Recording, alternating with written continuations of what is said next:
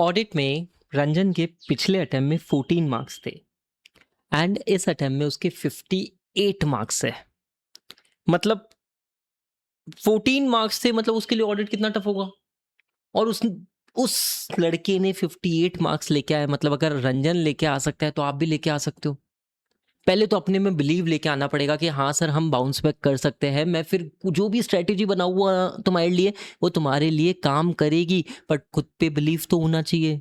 सी ना भाई, 14 से 58। और मान के चलना, रंजन का रिजल्ट देख के मेरे को जितनी खुशी हुई है ना, मेरे को किसी भी स्टूडेंट का देख के नहीं हुई होगी।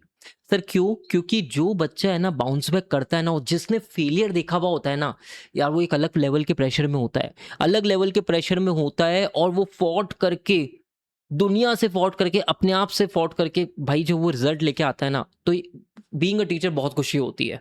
ठीक है, तो 14 to 58 नंबर जब रंजन लेके आ सकता है तो आप भी लेके आ सकते हो। और ऐसे बहुत सारे बच्चे हैं, बहुत सारे बच्चे हैं जिनको ऑडिट है ना टफ लगती थी, but right direction, right strategy से उन्होंने पढ़ा ना, तो ऑडिट डिफिकल्ट नहीं लगा उनको, ऑडिट उनको ईजी लगने लग गया।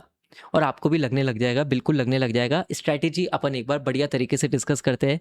वीडियो को एक बार जल्दी से लाइक कर दो सो दैट एल्गोरिदम बाबा ये बाकी बच्चों तक भी पहुंचा सके। अच्छा, जिन जिन बच्चों का हो गया है, आपसे बस एक रिक्वेस्ट है कि अगर आपने पहले अटेम्प्ट से कुछ मार्क्स इंप्रूव करे हैं तो कमेंट सेक्शन में बिल्कुल लिख के जाना, या फर्स्ट अटेम्प्ट भी आपका था और आपको कोई भी रिसोर्सेज हेल्पफुल लगी तो प्लीज़ अपने कमेंट सेक्शन में मार्क्स बिल्कुल लिख के जाना। ये मोटिवेट करेंगे बाकी के बच्चों को भी। अपन स्टार्ट करते हैं। अब बाउंस बैक स्ट्रैटेजी में पहले अपने आप को डिफाइन करो कि भाई अपने मार्क्स कितने आए। अपने मार्क्स कितना है, क्या ये आसपास 40 के आसपास है क्या? मतलब ये आसपास 40 के आसपास है क्या? 40 45 समवॉट ऐसे कुछ मार्क्स है क्या? अब होता क्या है, एग्रीगेट के इश्यूज के कारण आपका अटेम्प्ट नहीं हुआ होगा, ऐसा हो सकता है। सर हमको यहाँ पे क्या कुछ एक्स्ट्रॉर्डिनरी करने की जरूरत है? मैं सिंपल बोलता हूँ, keep it very simple. Revision videos को रेफर करो, सेल्फ स्टडी पे फोकस करो, एक्टिव रिकॉलिंग करने की कोशिश करो। एंड बस अपन को क्या कोशिश करनी है कि 40-45 से कैसे ये मार्क्स 60-65 तक पहुंच जाए। तो उसके लिए आप क्या कर सकते हो, मैक्सिमम टेस्ट सीरीज या एक राइटिंग प्रैक्टिस बैच, जो मेरा राइटिंग प्रैक्टिस बैच है, उसको आप टेकअप कर सकते हो। एंड अपनी सेल्फ स्टडी पे फोकस करो। मेरे हिसाब से आप गुड टू गो हो। जिस अपन को थोड़ा सा पुश चाहिए, जो 40-45 नंबर को अपने 60 तक लेके आ जाएगा। ठीक है सर, पर अगर हमारे मार्क्स है ना बिलो 40 है और कंसिस्टेंट बेसिस पे 2-3 अटेम्प्ट से बिलो 40, 30, 25-35 की रेंज में चल रहे हैं, तो वहां पे अपन को ये सोचना पड़ेगा कि सर क्या हम जेन्युइनली कॉन्सेप्ट को समझते हैं कि ऑडिट का, या हम बस रटने की कोशिश करे जा रहे हैं और वो रट भी नहीं पा रहे क्योंकि हमारा कॉन्सेप्ट समझा हुआ नहीं है। मतलब होता है ना यार, बहुत सारे स्टूडेंट्स क्या लूप में फंस जाते हैं, बस अटेम्प्ट पे अटेम्प्ट, अटेम्प्ट पे अटेम्प्ट, अटेम्प्ट पे अटेम्प्ट। तो मैं बोलता हूँ थोड़ा सा रुको, ठंडे दिमाग से सोचो कि क्या कॉन्सेप्ट क्लैरिटी के इश्यूज है। और अगर कॉन्सेप्ट क्लैरिटी के इश्यूज है, राइटिंग प्रैक्टिस के इश्यूज है, ठीक है, टेस्ट सीरीज नहीं दे रखी है, तो हो सकता है कि फिर आपको एक बैच की तरफ जाना चाहिए जो कि है exam oriented batch. Sir regular batch की तरफ जाना चाहिए क्या? Answer is no sir, exam oriented batches की तरफ आपको जाना चाहिए। ठीक है, एग्जाम ओरिएंटेड बैचेस का मेरा भी एक 7 घंटे का वीडियो अभी डलेगा शाम को 7 बजे, आप उसको भी चेकआउट कर सकते हो, या जिस भी टीचर को फॉलो करते हो आप उनको देख लेना, उसमें कोई इशू नहीं है। बट एक बार ये चीज़ों को सोचना है। सर हमारी कॉन्सेप्ट क्लैरिटी तो अच्छी थी, हमने अच्छे से करा था, पर हमारे रिवीजन नहीं हो रखे थे, तो क्या हमें कोई बैच लेने की जरूरत है? नहीं। अगर रिवीजन ही नहीं हो रखे थे कि बस नंबर ऑफ रिवीजन नहीं हो पाए थे टाइम की शॉर्टेज के कारण, हाँ कॉन्सेप्ट क्लैरिटी अच्छी सी, क्लासेस अच्छे से कर रखी थी, देन फिर आप अपने रिवीजन वीडियोस को रेफर करो, सेल्फ स्टडी पे फोकस करो, that would be the best approach. ठीक है, अब स्ट्रेटेजी में अपन को करना क्या है?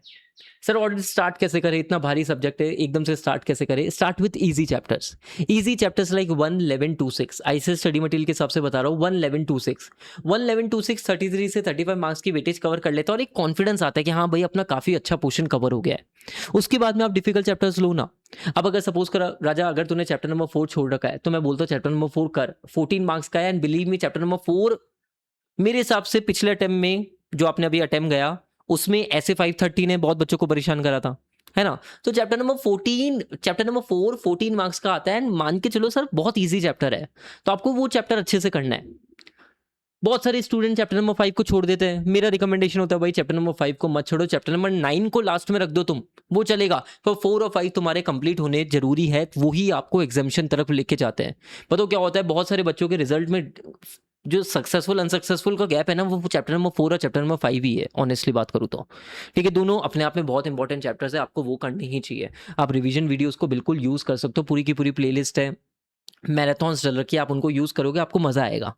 ठीक है, ऑडिट और बैंक्स मैंने एक चैप्टर डाल रखा है, हर अटेम्प्ट में 4-4 6-6 नंबर के एमसीक्यूज आ जाते हैं, क्वेश्चंस आ जाते हैं, बच्चा वो 1 घंटे का करके चल जाता है, उसका काफ़ी हद तक चीज़ें कवर अप हो जाती है। ऑडिट और बैंक्स भी आप रिवीजन वीडियोस में से कर सकते हो, बहुत सारी चीज़ों के रिवीजन वीडियोस ऑलरेडी डल रखे हैं, आप उनको रेफर कर सकते हो।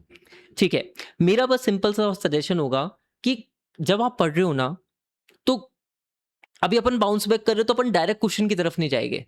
मतलब डायरेक्ट क्वेश्चंस पे अपना टाइम वेस्ट मत करना, केस स्टडी बेस्ड क्वेश्चंस पे फोकस करना, अच्छे केस स्टडी बेस्ड क्वेश्चंस पे फोकस करना। वहां पे आपको क्या होगा, वो कॉन्सेप्ट की एप्लीकेशन बेटर समझ में आएगी, और केस स्टडी बेस्ड क्वेश्चंस को ही बेस बनाना है, डायरेक्ट क्वेश्चन को मत बनाना बेस अब।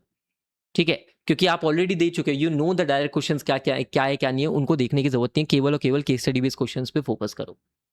समझा क्या? This should be your overall approach. अब एक और छोटी सी चीज देता हूं मैं, बहुत सारे स्टूडेंट्स को क्या क्लैरिटी नहीं होती, सर हमें दिक्कत क्या है, हमें यही समझ में नहीं आ रही है, तो हम डिसाइड ही नहीं कर पा रहे कि हमें करना क्या है।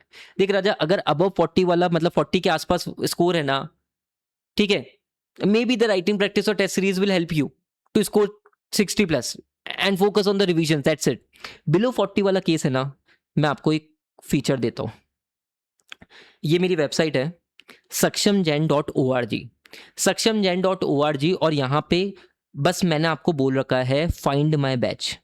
फाइंड माई बैच में हर प्रॉब्लम से रिलेटेड बच्चे का बैच लेके आ चुका हूँ, चाहे वो राइटिंग प्रैक्टिस हो कि सर हमें राइटिंग के प्रैक्टिस के इश्यूज है, हमारे पास में टाइम कम है, हमें पूरा कॉन्सेप्ट पढ़ना है, सब जो भी प्रॉब्लम्स है ना उससे रिलेटेड मैं तुम्हारे फाइंड माई बैच लेके आ चुका हूँ। एक बार आप इसको देखना, मेरे ये लोड नहीं हो रहा है अभी, हाँ हो गया, फाइंड माई बैच।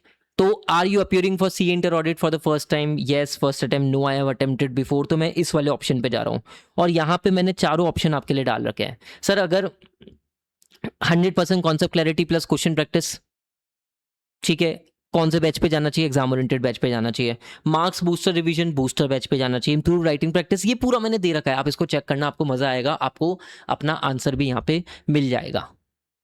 ठीक है, समझे क्या, क्लैरिटी है क्या? बस ये चीज़ों पे आप करोगे तो मेरे हिसाब से बेटर स्ट्रैटेजी के साथ में चलोगे। बाकी मैं आपके साथ में बना रहा हुआ, कोई भी दिक्कत हो स्टे कनेक्टेड, टेलीग्राम व्हाट्सएप पे आप मैसेज कर सकते हो, और कभी भी कोई काउंसलिंग चाहिए, गाइडेंस चाहिए, स्टे कनेक्टेड। बाकी ऑडिट से रिलेटेड बहुत प्यारे प्यारे रिवीजन वीडियोस ऑलरेडी डल रखे हैं, नए रिवीजन वीडियोस भी आपको मिलेगी, तो चैनल को सब्सक्राइब कर लेना एंड अपने दोस्तों के साथ में भी शेयर कर देना। Thank you so much guys.